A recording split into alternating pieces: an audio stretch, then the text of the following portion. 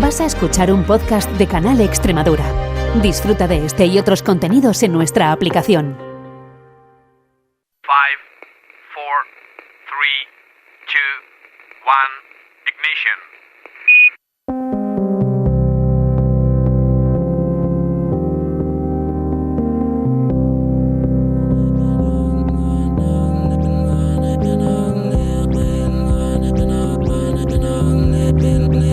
En Canal Extremadura Radio comienza Principio de Incertidumbre, con Jorge Solís. Bienvenidos a Principio de Incertidumbre, el espacio de investigación y ciencia de Canal Extremadura Radio.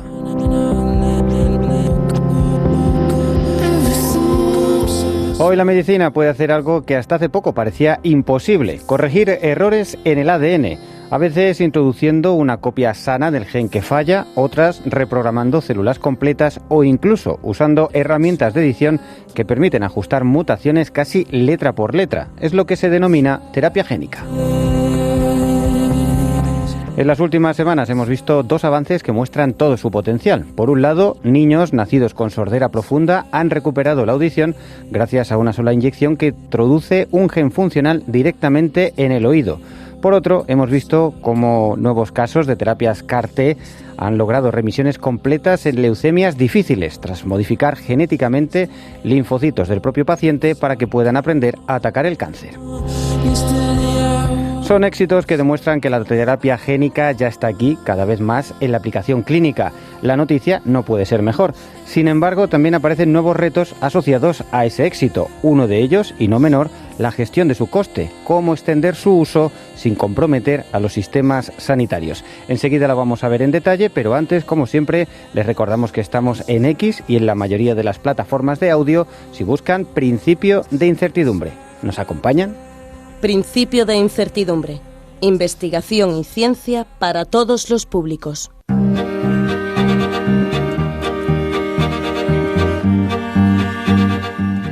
La medicina ha entrado en una nueva era. Por primera vez dispone de herramientas capaces no solo de tratar los síntomas de una enfermedad, sino de corregir directamente los fallos en el material genético que la provoca. Es lo que se conoce como terapia génica. En las últimas semanas hemos visto dos ejemplos que resumen la magnitud de este cambio. El primero ha ocurrido en el campo de la audición. 11 niños nacidos con sordera profunda han podido oír por primera vez gracias a una inyección única en el oído. La técnica ha consistido en introducir una copia sana del gen OTOF, esencial para que las células del oído transformen el sonido en señales eléctricas. Una sola intervención ha bastado para que estos niños pasaran del silencio absoluto a reconocer voces y sonidos cotidianos. El segundo ejemplo llega desde la oncología. En pacientes con leucemias resistentes a los tratamientos convencionales, los médicos han extraído linfocitos del propio enfermo, los han modificado genéticamente en el laboratorio para que reconozcan a las células tumorales y los han reinyectado en el cuerpo. Estas terapias, conocidas como CAR-T, han logrado remisiones completas en muchos casos, reprogramando el sistema inmunitario para atacar el cáncer desde dentro. Son dos aplicaciones muy distintas de una misma idea: usar los genes como medicina. Una idea que hasta hace poco parecía ciencia ficción y que hoy empieza ya a ofrecer resultados reales en hospitales de todo el mundo. Para entender qué es exactamente esto de la terapia génica, cómo se logran estos avances y qué horizontes se abren a partir de ahora, nos acompaña hoy Paula Río, que es investigadora del CIEMAT y presidenta de la Sociedad Española de Terapia Génica y Celular. Además, Paula es una de las responsables del desarrollo de una terapia pionera para la anemia de Fanconi, una enfermedad hereditaria rara en la que su equipo ha demostrado que también es posible reparar el ADN dañado y devolver la función a las células madre de la médula ósea. Así que de estos temas vamos a hablar con ella. Lo primero, darle la bienvenida. Paula, ¿qué tal? Bienvenida a Principio de Incertidumbre. Hola, pues muy bien, muchas gracias por la presentación y la introducción tan clara sobre la terapia génica y encantada de estar aquí con vosotros. Hombre, la verdad es que es un tema que nos parece muy interesante, ya lo hemos tratado en alguna otra ocasión, pero lo cierto es que la actualidad manda, ¿no? Y estamos empezando ya a ver aplicaciones clínicas aquí y allá, todas muy prometedoras. Además, son cosas, en fin, son las mejores noticias que se pueden dar, ¿no? De poder dar una solución a pacientes que de otra forma pues lo tendrían muy complicado. Vemos que estas primeras aplicaciones las estamos encontrando, eso sí, para casos muy concretos, digamos, ¿no? Claro, terapia génica, empezamos si quieres por ahí un poco, se aplica a enfermedades cuya causa está muy identificada en un único gen o en alguno que se puede identificar, cosa que no es aplicable a todas las enfermedades, ¿no? Digamos que está restringido a un campo concreto de enfermedad. Sí, claro. A ver, está restringido a aquellas enfermedades en las que conocemos el origen genético. Es decir, conocemos el gen que el paciente tiene mutado y por eso lo podemos corregir. Pero es verdad que también el diagnóstico de las enfermedades se está avanzando muchísimo, y lo que es clave, evidentemente, para generar terapias. Y ahora mismo pues ya hay cada vez más enfermedades en las que conocemos el origen. Si el origen es genético, pues se pueden utilizar estas estrategias. Y también, claro, en principio lo que intentamos es, en primer lugar, corregir enfermedades en las que hay un único gen que está implicado, pero cada vez más se está pensando ya en terapias para enfermedades que tienen varios genes afectados. Simplemente por rematar esta cuestión de aquellas enfermedades cuya origen conocemos y que depende de uno o varios genes, enlaza muy bien con un poco lo que viene a ser el perfil de las enfermedades raras, ¿no? Que suele ser enfermedades originadas por una mutación en un gen concreto, y por lo tanto ese tipo de pacientes que además han quedado huérfanos quizá de la investigación farmacéutica más grande, más potente, al afectar a un número muy reducido de personas, en las terapias génicas sí que pueden encontrar una solución quizá, ¿no?, a su problema. Sí, evidentemente. Lo que pasa que, claro, al final son muchas las enfermedades raras. El número de pacientes por enfermedad no es alto, pero el número de enfermedades raras es mucho. Entonces, claro, la investigación, digamos, que va específicamente a cada una de las enfermedades, y eso es lo que hace que sea más complejo. Pero también es cierto que, como comentabas tú, el desarrollo de una terapia para una de estas enfermedades puede tener implicación para muchas de las otras enfermedades y que se puede avanzar más rápido en otras enfermedades raras, y eso es con la idea que trabajamos todos, claro. Bueno, pues vamos un poco al detalle. ¿Cómo se trabaja en este campo? Terapia génica, suena la cosa bastante ambiciosa, ¿no? El hecho de poder modificar o introducir un gen que a nosotros nos interesa parece, de hecho es algo espectacular. ¿Cómo se ha logrado? ¿Qué distintas estrategias tenéis a vuestra disposición para hacerlo? Pues bueno, es un trabajo que lleva realmente muchísimos años, que ha empezado hace mucho, aunque en los últimos, diría yo, ya 10 años ya ha habido terapias que han demostrado que son súper eficaces. Pues a ver, es que depende mucho de la enfermedad, ¿no?, del órgano, digamos, que tiene afectado el paciente. La forma de afrontarlas era hasta ahora mismo, prácticamente en todos los casos, pues introducir el gen sano, la copia sana del gen que el paciente tiene mutado. Entonces, para introducir ese gen en las células, pues como comentaba, depende un poco del tejido que el paciente tenga afectado. Si son tejidos o células como las de la médula ósea, que es fácil obtenerlas, sacarlas del paciente y corregirlas en el laboratorio, pues el procedimiento se hace así, se corrige en el laboratorio y se le vuelve a infundir al paciente. Si son otros tejidos, pues como el caso de que ha salido estas semanas en el oído, en el que obviamente no puedo sacar el oído y ponerlo en cultivo, pues ahí se hace una estrategia en la que directamente se introduce el gen en el paciente. ¿Cómo se introduce? Pues en todos los casos hasta ahora, los tratamientos que han funcionado, pues se utilizan, como comentabas, virus que son modificados, o sea, que se denominan ya vectores, porque lo único que mantienen del virus es que el virus es capaz de entrar en las células. Entonces esa ventaja la aprovechamos para introducirle al virus el gen que nosotros queremos y que vaya a la célula. Ya no es un virus, sino que le llamamos un vector, como si fuera un vehículo, porque realmente lo que le hemos quitado a ese virus es toda la capacidad de poder replicarse y de infectar, que es lo que es dañino del virus. Y solo utilizamos la ventaja de que es capaz de entrar en las células de manera muy específica y para llevar nuestro gen de interés. Sí, pero aquí también vemos que hay un repertorio increíble de virus, ¿no? Porque están los adenovirus, los virus adenoasociados, los retrovirus, los lentivirus, un poco en función de lo que se pretenda, ¿no? Porque, claro, no es lo mismo que ese gen funcional que nosotros necesitamos que tenga la célula esté en la propia célula o verdaderamente se inserte en el núcleo, se inserte dentro de propiamente la cadena de ADN, también esté presente en las células cuando se reproduzcan. La verdad es que el campo de la complejidad es muy grande en función un poco de cada una de las cosas que queramos, ¿no? Sí, o sea, dependiendo de que... Básicamente depende de que el tratamiento que quieras sea definitivo de por vida para el paciente. En las enfermedades raras, por supuesto, queremos eso, que haya un único tratamiento y que el paciente se cure de su enfermedad para toda la vida. Pues entonces en esos casos lo que necesitamos es que el gen se esté expresando siempre. Entonces volvemos otra vez al tipo de célula, ¿no? Si la célula se divide, como pasa, por ejemplo, con las células madre de la sangre, que es el ejemplo más claro. En ese caso necesitamos que cada vez que la célula se divida también lleve esta copia sana del gen. Entonces, para hacer eso lo que necesitamos es que ese gen se integre, se introduzca dentro de nuestro genoma y luego cada vez que la célula se divida, pues la célula considere que ese gen es parte de su genoma y lo amplifique también en cada una de sus células hijas, ¿vale? Para que permanezca toda la vida. Entonces, en ese caso lo que necesitamos es lo que nosotros llamamos vectores integrativos, que permiten no solamente entrar en la célula y en el núcleo, sino integrar el material genético. Y esos son los vectores, ahora mismo ya los vectores lentivirales. Durante bastantes años se usaron los vectores retrovirales, pero ahora en casi todos los casos ya se utilizan los vectores lentivirales porque han demostrado ser más seguros. Y por otro lado, si lo que tienes son células que no se dividen prácticamente durante toda la vida, como pasa en el caso del oído, y quieres hacer una terapia in vivo, pues los vectores adenoasociados son más eficaces para entrar en las células y para permanecer allí sin integrarse, pero como la célula no se va a dividir, pues van a permanecer en principio durante toda la vida también.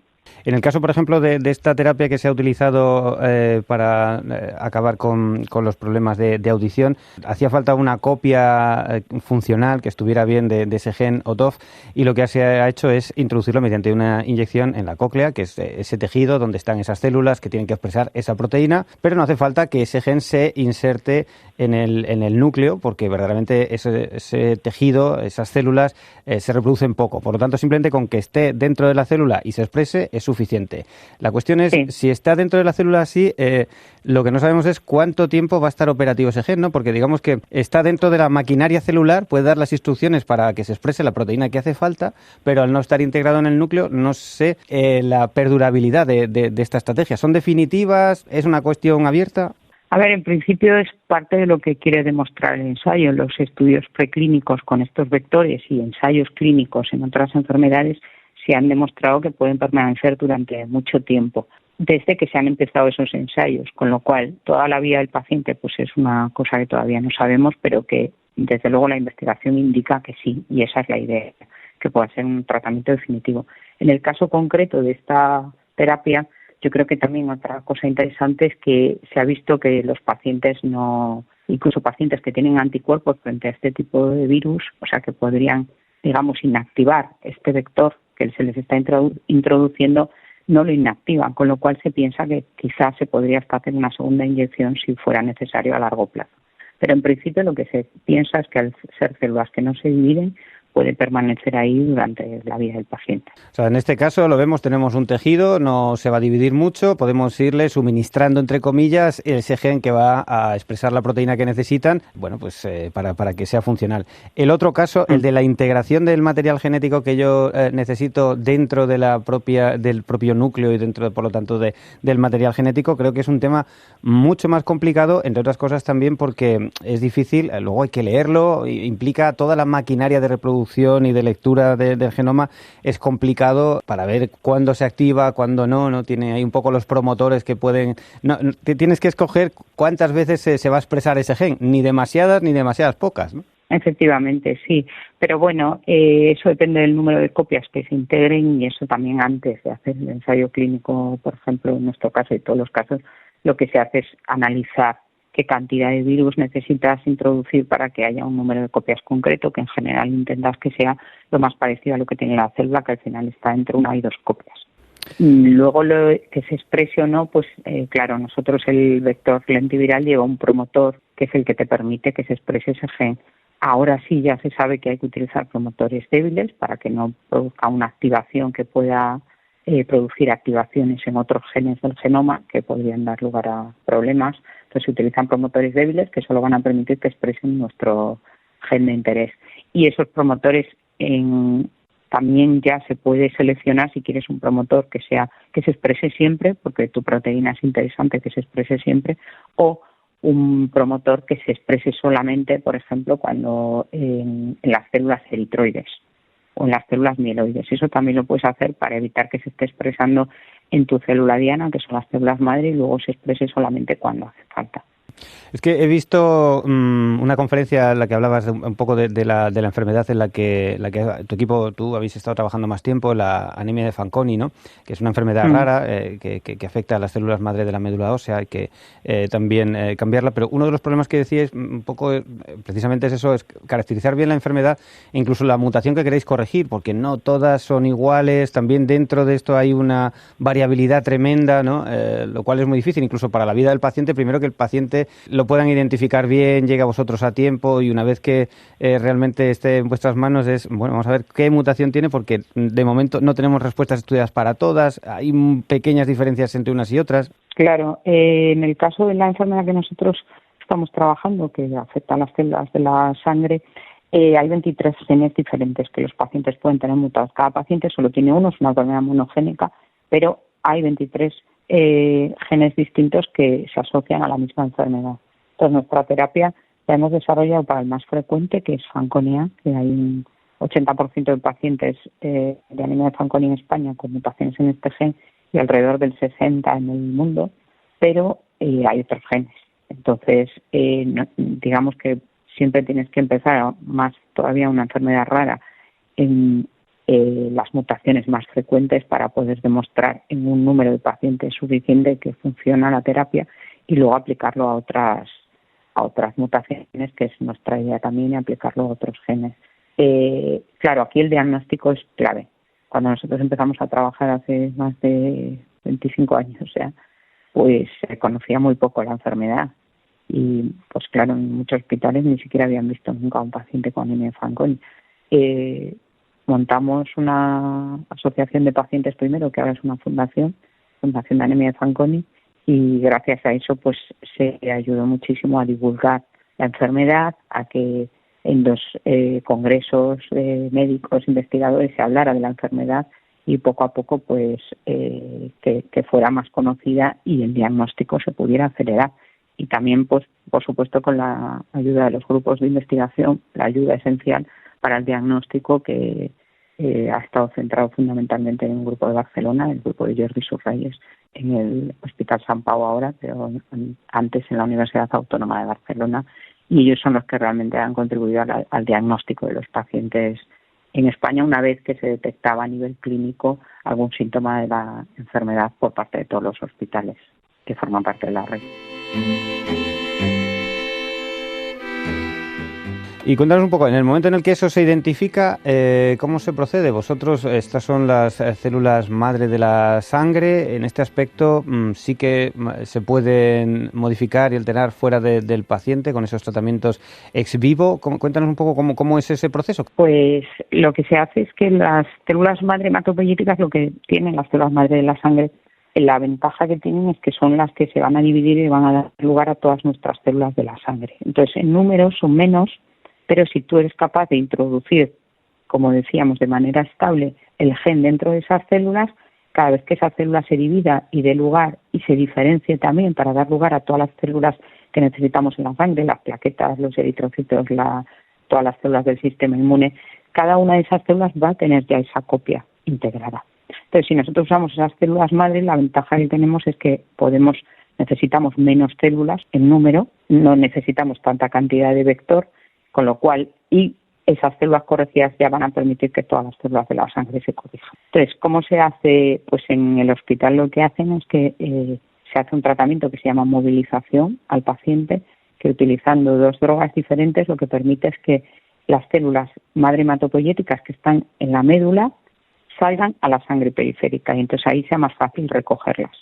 Gracias a un procedimiento que se llama féresis se pueden recoger esas células, luego se purifican, se seleccionan, porque en la superficie tienen unos marcadores las células madre hematopoyéticas que nos permiten seleccionarlas, separarlas, y con esas células madre hematopoyéticas, pues nosotros en el CIEMAT lo que hacemos es, en el laboratorio, introducirles la copia correcta utilizando este vector lentiviral que en nuestro caso lleva el gen Fanconi, que es el que los pacientes tienen mutado. Se lo introducimos. La diferencia en el caso de la anemia de Fanconi es que las células son muy sensibles al cultivo en el laboratorio porque las condiciones de oxígeno, simplemente el medio ambiente, son tóxicas. Entonces tenemos que hacer ese procedimiento en un periodo muy corto de tiempo. En menos de un día las células entran, las corregimos y se vuelven a infundir al paciente, que se llevan ya al Hospital Niño Jesús, concretamente en nuestro tratamiento, y ahí ya se infunden las células al paciente como si se le infundiera un suero. En este caso, en el caso de nuestra terapia, otra de las grandes ventajas que tiene es que todos nuestros estudios preclínicos demostraban que, como es una enfermedad que afecta justo a estas células, a las células madre hematopoyéticas, cuando las corriges, esas células tienen ventaja frente a las no corregidas. Con lo cual no necesitábamos hacer hueco en la médula de los pacientes, que normalmente se hace en otros ensayos, para quitar las células que el paciente tiene con la mutación y que puedan anidar, injertar las células que trasplantas.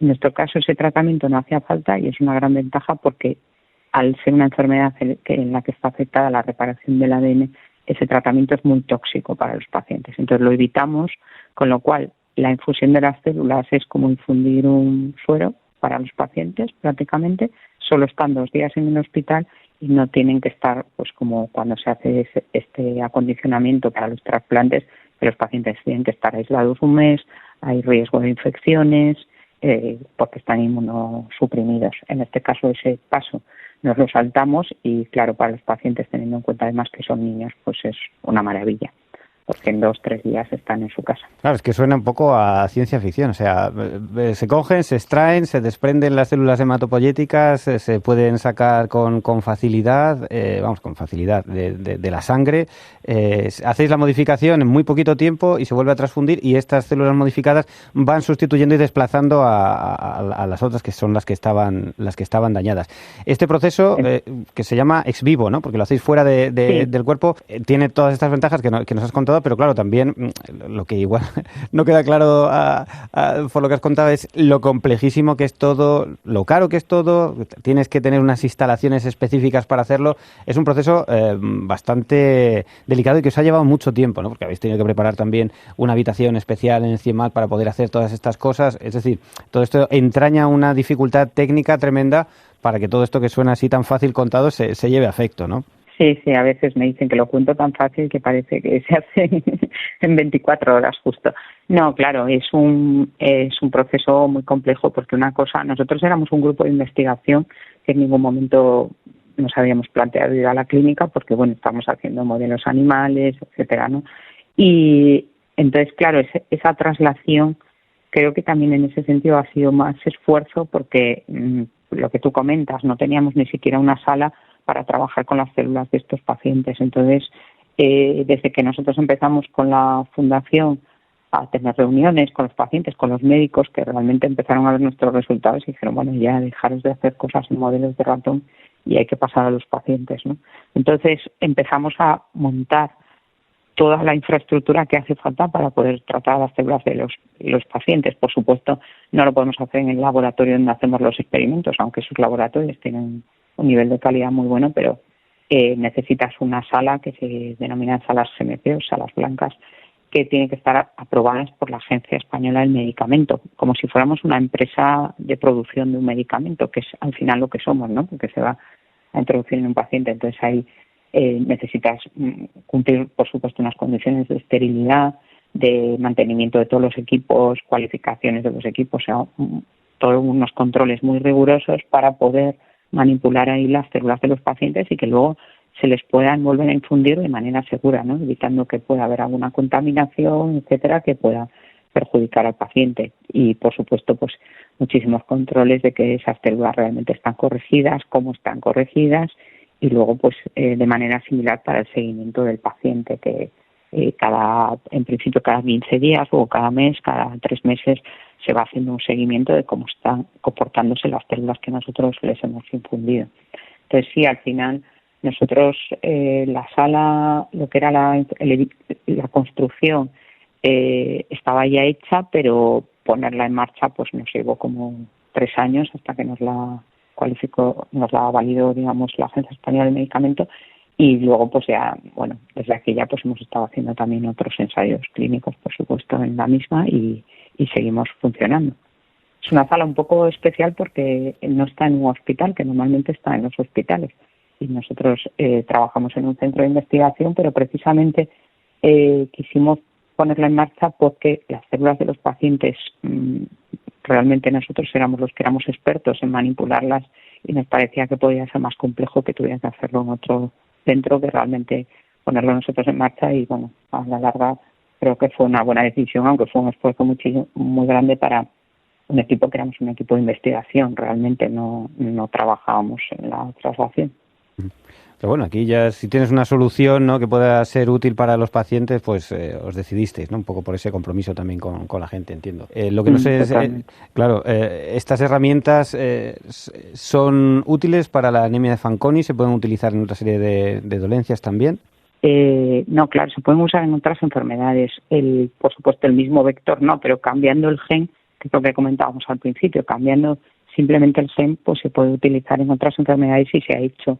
En las inmunodeficiencias, pues ya hay medicamentos que se han aprobado en una de las inmunodeficiencias con un vector retroviral, pero ya hay muchos ensayos clínicos que han demostrado que es súper eficaz en el caso de las inmunodeficiencias, porque ahí además la ventaja es que las células madre, que son las que tenemos que corregir, no están afectadas. En anemia de Fanconi sí, con lo cual siempre tenemos más problemas para tener un número suficiente de células.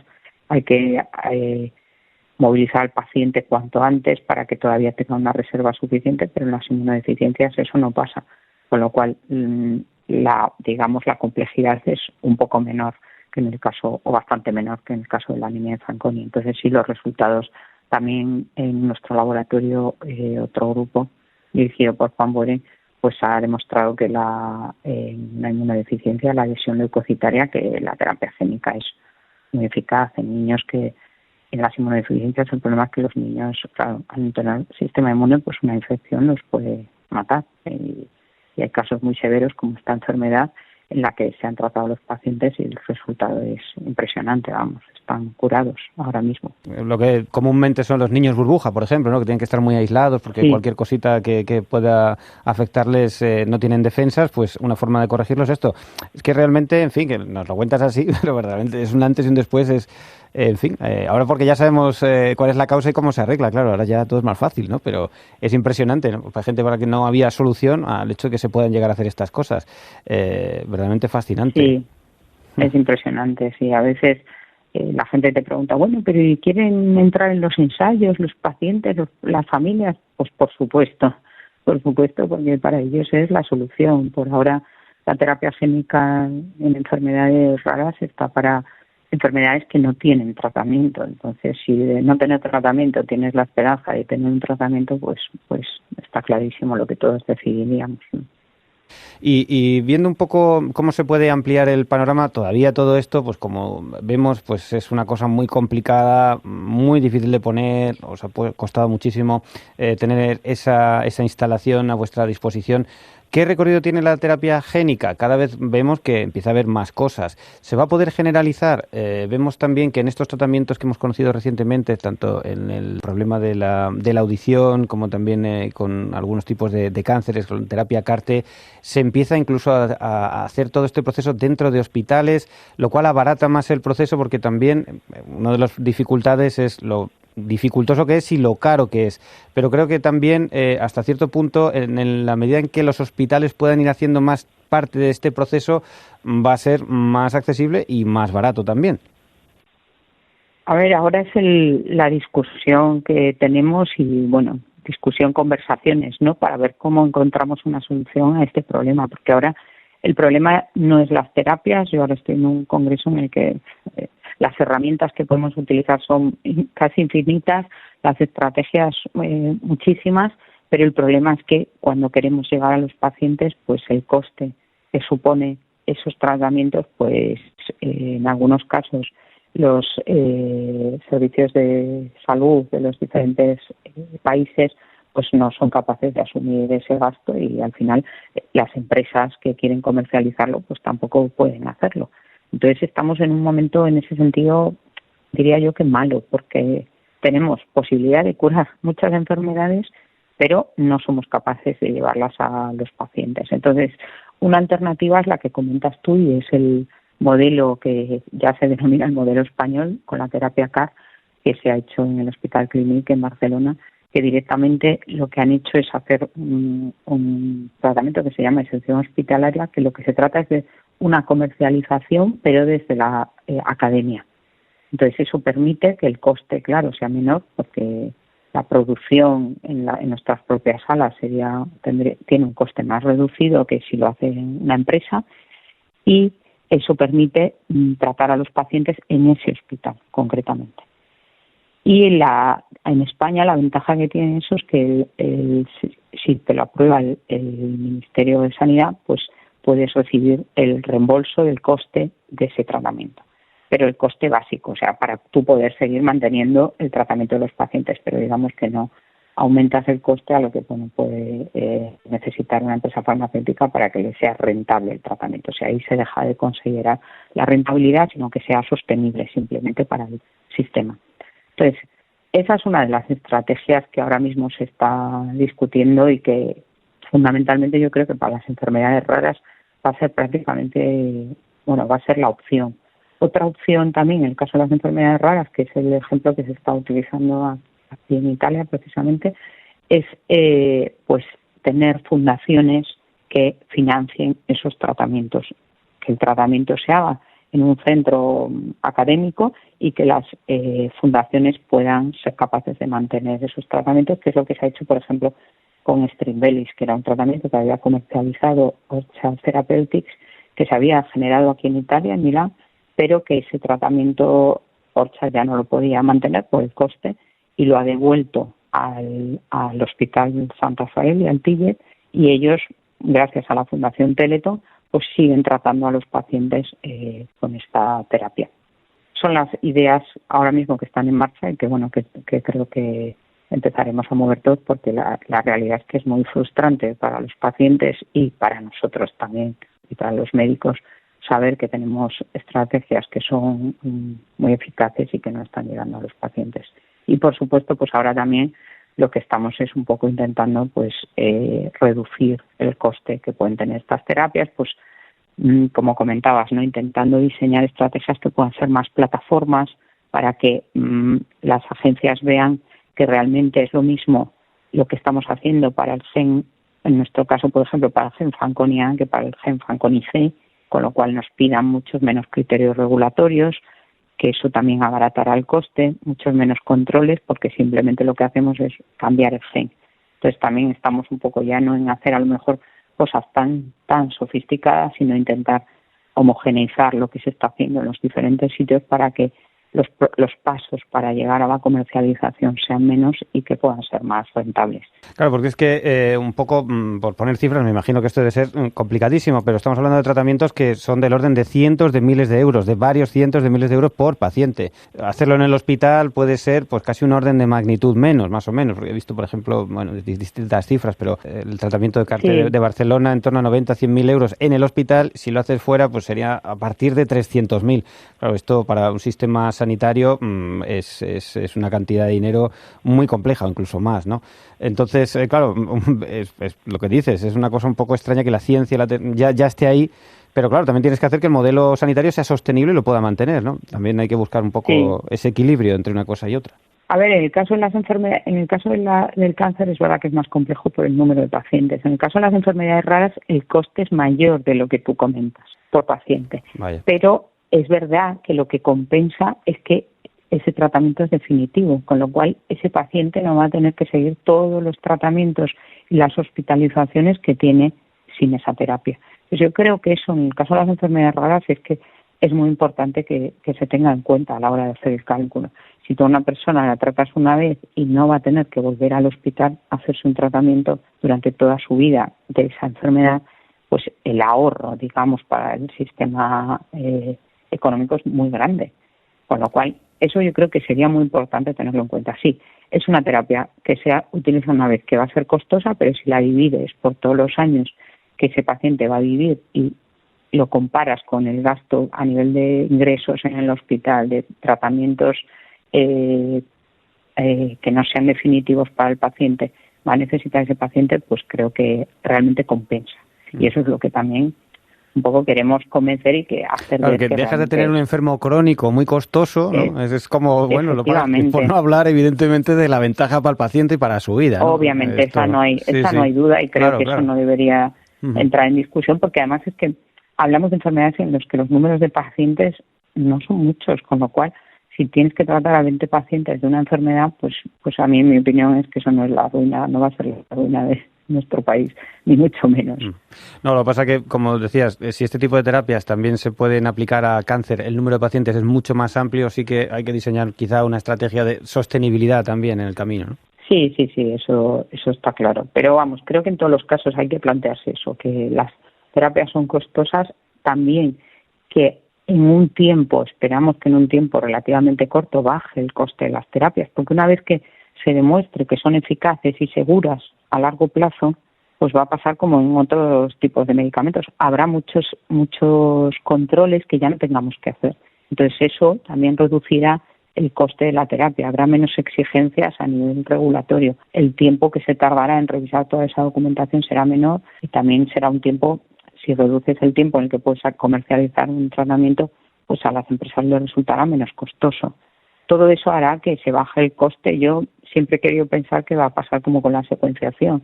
Estamos tardando más, siendo sincera, pero que cuando empezamos a secuenciar todo el genoma, eso era imposible, el coste que tenía, y ahora lo puedes hacer por un coste mucho menor, ¿no?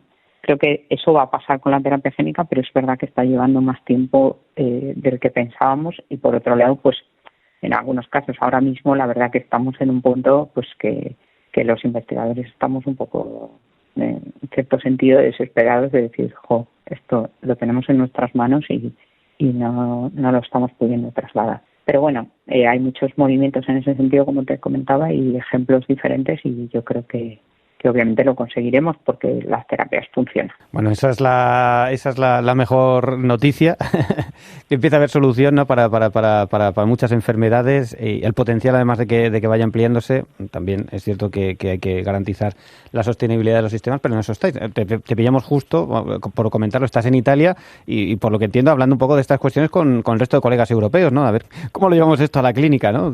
Que se mantenga. Sí. Claro, a ver, la parte de, pues eso, los ensayos clínicos, pues no diría fácil porque cuesta mucho llegar a los ensayos clínicos, pero bueno, hay muchísimas cosas en marcha. Y sí, eso sobre todo, ahora estoy en un congreso de división génica, no más específico, pero en el Congreso Europeo de Terapia Génica y Celular que tuvimos hace 2 semanas en Sevilla, pues sí fue un tema que varias sesiones y mesas redondas se dedicaron a este tema para también unificar en Europa cómo podemos avanzar. Y bueno, como te comentaba, hay varias estrategias, pero que claro, obviamente todas necesitan algo de financiación.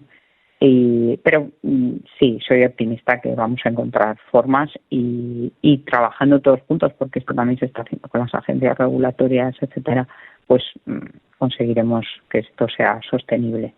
Y por supuesto, pues en paralelo lo seguimos avanzando para otras enfermedades, que es también lo importante. Pues nos vamos a quedar con ese mensaje. Paula Río, investigadora del CIEMAT, presidenta de la Sociedad Española de Terapia Génica y Celular.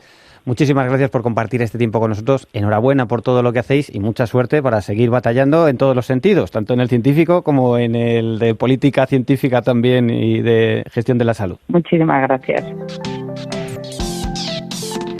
Hasta aquí nuestro programa de hoy. Muchas gracias por acompañarnos y hasta una nueva edición. Principio de incertidumbre, @canalextremadura.es.